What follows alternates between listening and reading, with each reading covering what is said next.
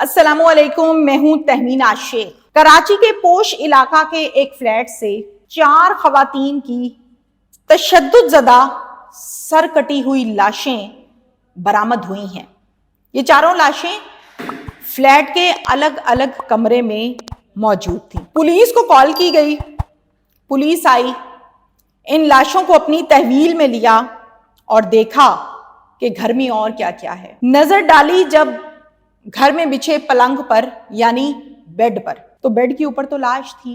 Bed के नीचे नजर मारी तो एक 8 माह का बच्चा सुकून की नींद सो रहा था। इसको चादर में लपेट कर छुपाया गया था। मां ने अपने बच्चे को चादर में लपेट कर बेड के नीचे इसलिए छुपाया था क्योंकि उसको खौफ था कि कातिल इसको भी मार देगा। घर के तमाम मर्द उस टाइम घर पर मौजूद नहीं थे। पुलिस ने घर के तमाम अफराद को कहा कि आप तमाम लोगों से हमने सवाल जवाब करने हैं। जब उनसे मालूमात ली गई तो जाहिर है हर मर्द ने अपनी अपनी इंफॉर्मेशन के मुताबिक जवाब दिया। इन जवाबात में से एक ने जवाब कुछ ऐसे दिए कि पुलिस खुद हिल कर रह गई कि इस माइंडसेट के लोग आज के दौर में मौजूद हैं। और जब मैंने वजह सुनी तो मैं खुद भी हैरान और परेशान हो गई कि नित नई कहानी, नित नए मामलात, इस हद तक हीनियस क्राइम, इस हद तक मेंटालिटी गिर चुकी है। डिटेल्स मेरे पास सारी आ गई हैं और इस पर मैं आगे चलकर आपको बताऊंगी कि ये वाकया क्या है। बल्कि हम डिटेल्स की तरफ ही आ जाते हैं।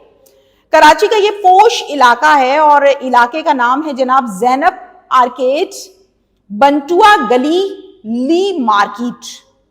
यहाँ पर बहुत सारी बिल्डिंग्स हैं और कराची का आपको पता है कि सिस्टम ये है कि बिल्डिंग्स में फ्लैट्स होते हैं और ये फ्लैट्स कई कई फ्लोर ऊपर तक होते हैं और इन्हीं फ्लैट्स में रिहाइशें भी हैं, रेजिडेंसी भी होती है। 7th फ्लोर पर इसी बिल्डिंग के एक फ्लैट की कहानी आपको बता रही हूँ। ये फैमिली रहती थी 7th फ्लोर पर जिनका ये केस है। घर के जो सरबराह हैं उनका नाम है फारूक और फारूक की उम्र है 55 साल। फारूक की एक बीवी है जिनका नाम है शहनाज और शहनाज की एज है 51 ईयर्स, 51 साल। इनके 2 बेटे हैं। जो बड़ा बेटा है उनका नाम है अहमद और जो छोटा बेटा है उसका नाम है बिलाल। एक इनकी बहन है जिसका नाम है आयशा। अब बिलाल जो है वो छोटा है, अहमद जो है वो बड़ा है। अहमद शादीशुदा है। अहमद की बीवी का नाम है मदीहा।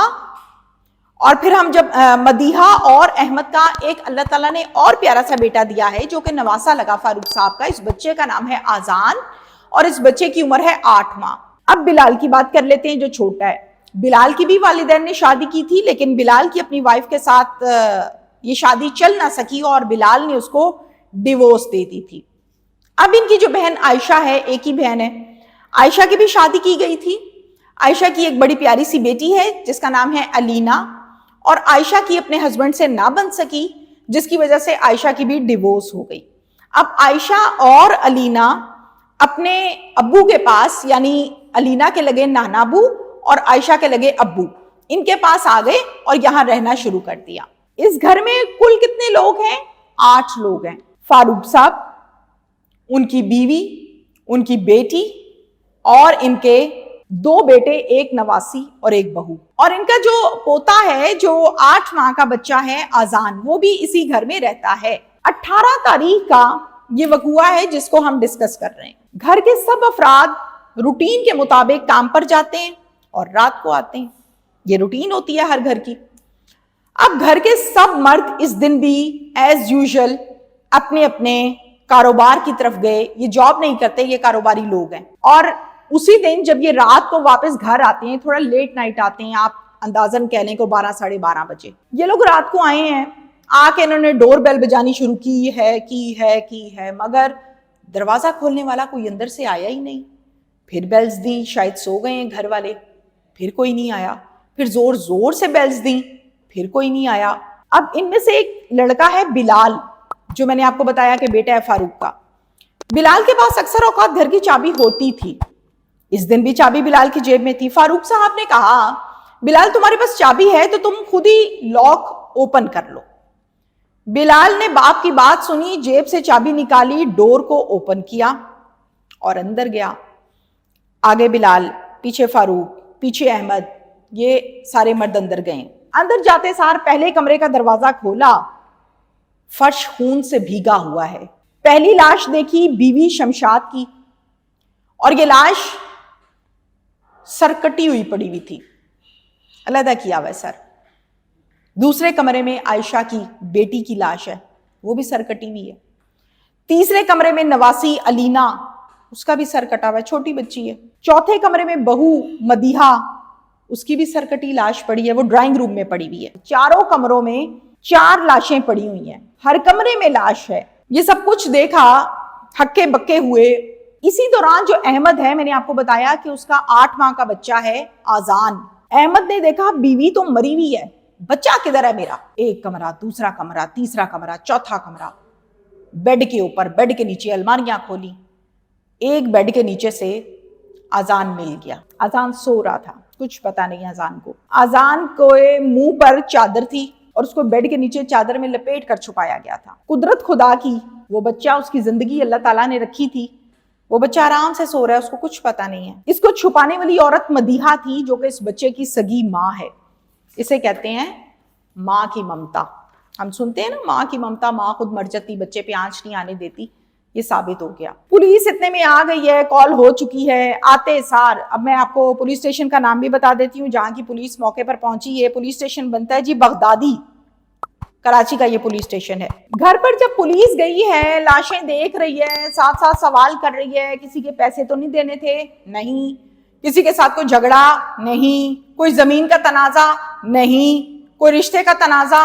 نہیں۔ کوئی دشمنی؟ نہیں۔ تو پھر معاملہ کیا ہے؟ ہم نے مزید پوچھ گچھ کرنی ہے، تھانے چلتے ہیں۔ پولیس کا شک ہوتا ہے کہ مجھے لگتا ہے کہ معاملہ گھر میں ہی کچھ اور ہے، یہ ذرائع بتاتے ہیں مجھے۔ مطلب پولیس جب تفتیش کرتی ہے سمجھ آ جاتی ہے نا کہ دروازہ بند ہے، اندر لاشیں پڑی ہیں، اگر کوئی قاتل آیا تھا قتل کر کے باہر بھاگا ہے تو دروازہ تو کھلا ہونا چاہیے، چھت سے بھاگا ہے تو دروازہ تو چھت کا بھی کھلا ہونا چاہیے، سب کچھ لاک ہے، معاملہ کیا ہے؟ پولیس کو سمجھ آ جاتی ہے کہ معاملہ کچھ اور ہے۔ تھانے چل کر جب پولیس نے مزید تفصیل سے بلال سے پوچھا اور باقیوں سے پوچھا تو پھر بلال نے سب بتایا بھی اور اقبال جرم بھی کیا۔ پولیس نے پوچھا، عائشہ تمہاری بہن، اس کا کیا معاملہ ہے؟ کہتا ہے جی عائشہ کو اس کے کردار کی وجہ سے اس کے شوہر نے ڈیورس دی، تو اس نے پھر یہیں پہ آنا تھا، وہ ہمارے ساتھ رہتی تھی، یعنی وہ خراب تھی، بد کردار عورت تھی، اس لیے اس کو طلاق ہوئی تھی اور اب وہ مصیبت ہمارے گھر آ کے بیٹھ گئی تھی۔ پولیس نے پوچھا کہ بہن کو مارتے ہوئے تمہیں ترس نہیں آیا؟ کیسے تم نے گردن کاٹ دی؟ بلال کہتا ہے میری بہن میرے گھر آ گئی تھی، یہاں آ کے وہ گند پھیلاتی تھی، اسی گندگی پر اس نے بچی علینا کو لگانا تھا، اسی گندگی پر اس نے میری بھابھی کو بھی لگایا ہوا ہے، اور اس گندگی کو چھپانے میں میری ماں کا بڑا کردار ہے، وہ ان کی فیسیلیٹیٹر ہے، سہولت کار ہے، وہ ان کو کور کرتی ہے، پردے ڈالتی ہے، تو اس بات پہ آ کے میں نے یہ کام کر دیا۔ پولیس نے پوچھا اس بچی کے بارے میں بتاؤ، علینا، اس کا کیا معاملہ ہے؟ بلال کہتا ہے ابھی تو یہ چھوٹی تھی، اس نے بھی بڑے ہو کے یہی کام کرنا تھا، اس لیے میں نے وقت آنے سے پہلے کہ کام ہو ہی نہ، میں نے اس کو ایڈوانس ہی مار دیا۔ بلال کو پوچھتی ہے بلال تمہاری بیوی کا کیا معاملہ ہے؟ بلال کہتا ہے جی میں نے اپنی بیوی کو طلاق دے دی ہے کیونکہ اس کے کارنامے اچھے نہیں تھے۔ بھئی کیا معاملے تھے؟ کیوں دے دی؟ کیا ایشو ہے؟ اس نے کہا وہ بد کردار تھی، وہ اچھی عورت نہیں تھی، مجھے اس کے کردار پر شک تھا اور اسی لیے میں نے اس کو ڈیورس دی تھی۔ پولیس نے پوچھا تمہیں خوف نہیں آیا، تمہیں ڈر نہیں لگا؟ اس نے کہا نہیں، مجھے کوئی خوف نہیں آیا، میں نے معاشرے سے گندگی کم کی ہے، ختم کر دی ہے۔ وہ شخص جو آؤٹ آف دا وے جاتا ہے، مطلب ایک کام غلط ہو رہا ہے، ٹھیک ہے ہو رہا ہے، اس کا قانونی طریقہ کار ہے، اس کا معاملات ہوتے ہیں، کوئی انداز ہوتا ہے، یہ نہیں ہوتا کہ کوئی بندہ اگر کا لفظ استعمال کر رہی ہوں، اگر کوئی بندہ غلط کام کر رہا ہے آپ اس کو جا کے کاٹ دیں، مار دیں، فائر مار دیں، نہیں، الاؤ نہیں ہے۔